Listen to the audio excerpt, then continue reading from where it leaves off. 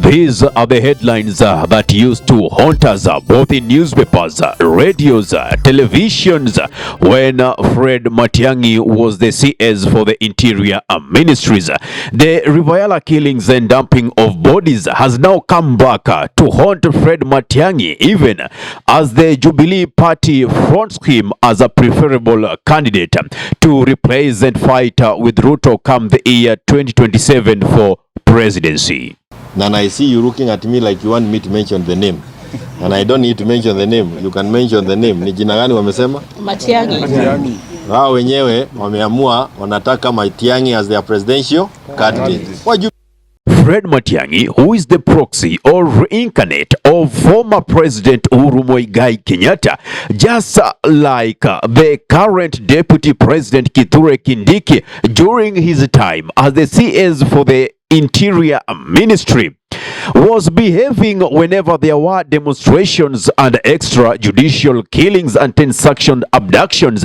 Fred Matiangi reiterated back then that Uhuru's regime shall protect the lives and properties of the people of Kenya. We cannot take advantage of that to destroy property and businesses of innocent people who are going about their innocent daily activities. We have a constitutional responsibility to protect our people. That's the responsibility of any government. So that is why, to be very honest with you, I frankly don't like spending time commenting on some of these flippant and petty political things. In one of the interviews in our local TV stations, back then in 2017, after the post-election violence broke, after Uhuru Kenyatta was named the president-elect, unalivings were made in so many parts of the nation due to these post-election violence. Now, as the acting CS for the Interior, he was asked what he partakes of the alleged extrajudicial killings by the police, and this is what Fred Matiangi got to say back then. Many of us in public life in this country, the pain we go through every day is that you carry burdens you don't have to carry, because people decide on their own. They prosecute you, they pass judgment on you, and they condemn you, even without an iota of fact on anything they have concluded on. He went ahead, and this is how Fred Matiangi dodged the question. The events were very simple.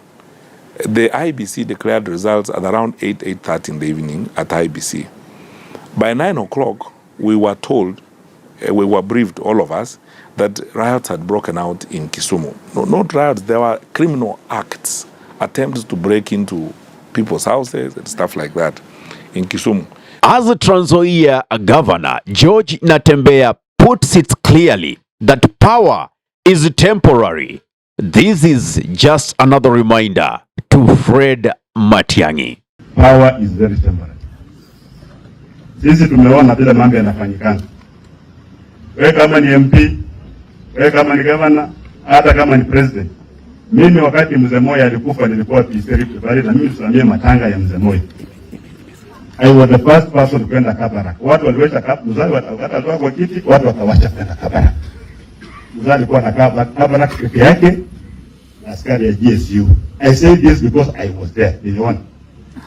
Ile kwa yote mzee Moi alikuwa naye, wale marafiki wake wote walikuwa marafiki zake kwa sababu he was the president.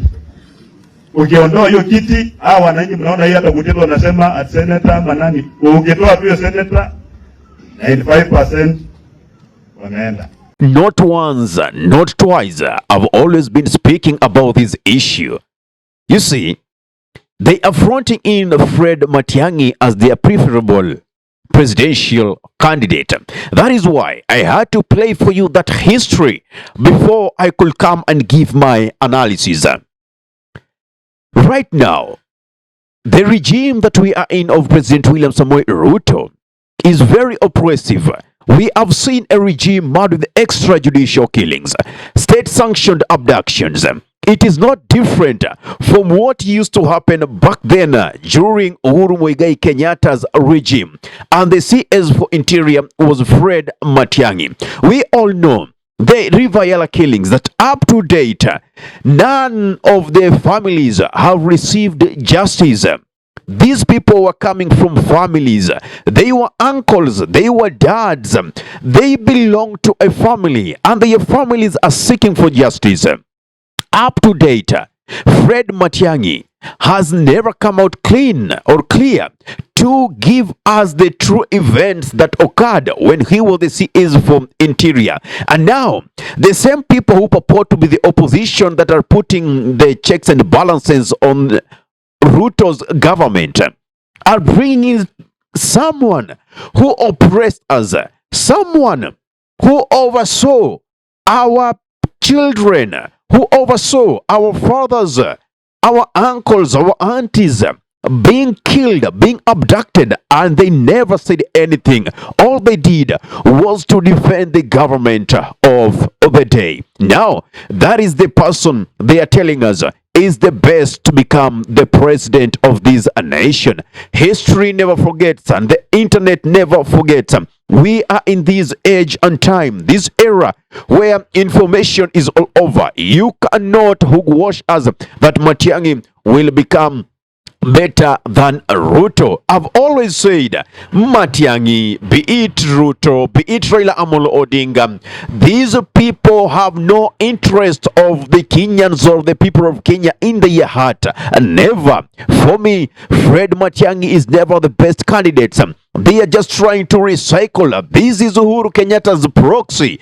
This will be Uhuru Kenyatta in power. I've always been telling you this, and now I got sufficient evidence to tell you, because these are things that you know. Unless you want to say you are suffering from collective amnesia as a nation, such that you cannot remember the things that used to happen back then. No, you cannot be part of these. A new dispensation has to come in to make sure that they defend the constitution of Kenya. They defend the rights and freedoms of Kenyans. We have to know the types of people, the characteristics of these people, and their integrity per se. When you look at Fred Matiangi, how he used to work as the CS for Interior, do you think such kind of a president will you even be able to curve? Will you even be able to criticize peacefully the government? Guys, let us not joke. That is why I did that, so that you could reflect.